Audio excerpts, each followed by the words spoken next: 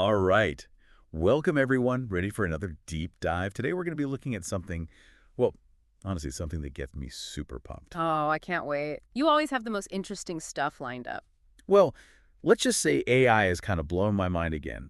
The potential it has to shake things up in, like, all these different fields. We are living in the future, aren't we? For real. And the best part is, all these sources we dug up, it's all about using AI to do good in the world. Like making a real positive impact. Yeah, that's what's really got me hooked on this whole AI thing. It's not just about cool tech, it's about like a whole new way of thinking. Exactly. It's about progress, Mhm. but progress with a purpose. So are you ready to dive in? Born ready, hit me. All right, buckle up. First, stop the world of manufacturing.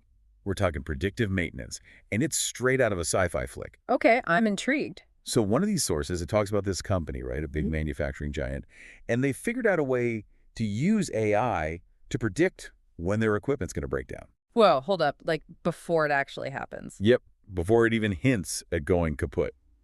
Pretty wild, huh? Okay, now that's efficiency on a whole other level. How does that even work? Yeah, it's like magic, but it's actually some serious science. You got me on the edge of my seat. Tell me more. So basically, they hook up all these sensors to the machines, right?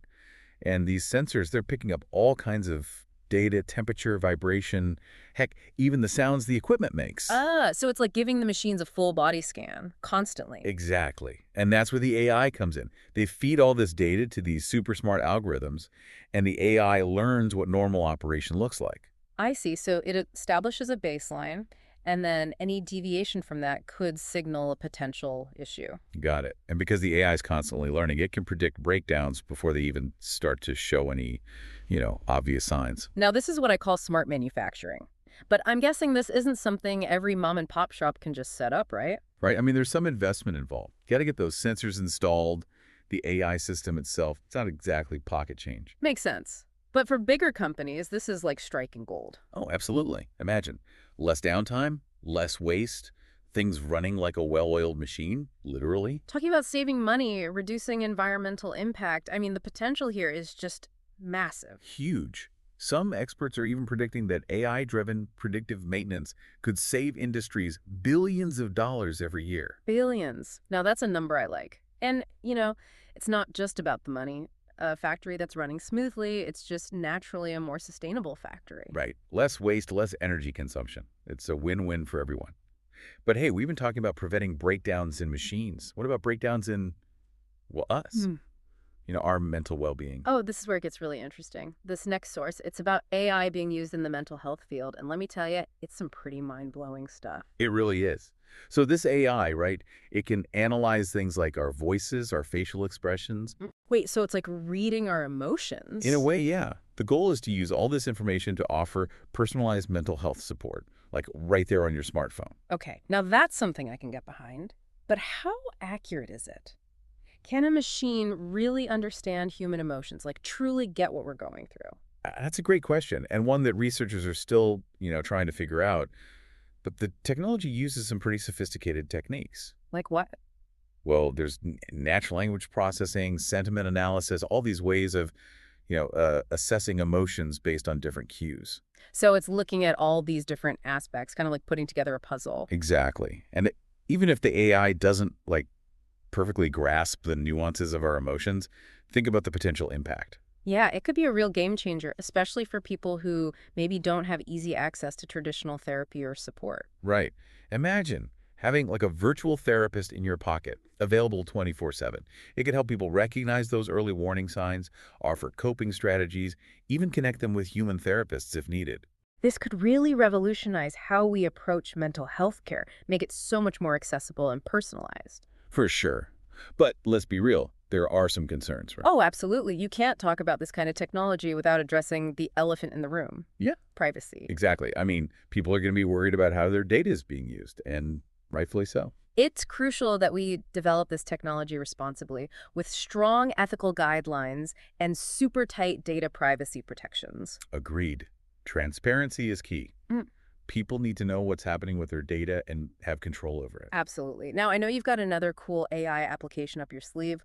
What's next? All right, ready to shift gears from human emotions to, well, protecting our planet. Always. Laid on me. So one of our sources, it dives into how scientists are using AI to fight poaching. Poaching. That's awful. How can AI help with that? Get this, they're using AI to analyze satellite images of protected wildlife areas. Satellite images. So, like, they're monitoring these areas from space. Yep. And the AI, it can spot things that humans might miss. What kind of things? Like subtle changes in vegetation, unusual animal movement patterns, stuff that could indicate poaching activity. And get this, it's not just some futuristic idea. It's actually being used right now. Oh, yeah. There have been cases where these AI systems have helped prevent poaching incidents.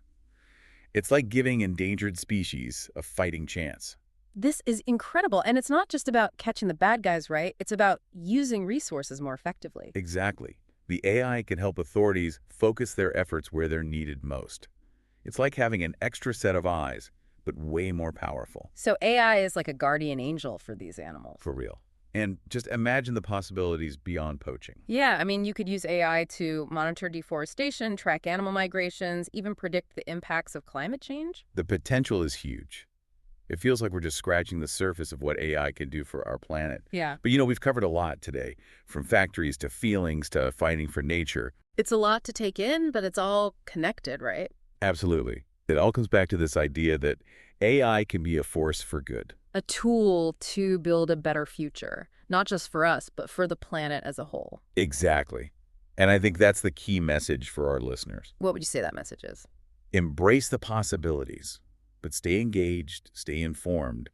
AI is powerful, but it's up to us to guide it, to make sure it's used ethically and responsibly. I couldn't have said it better myself. We have a responsibility to shape this technology to make sure it aligns with our values. And those values, they should be about progress, sure, but progress with a purpose.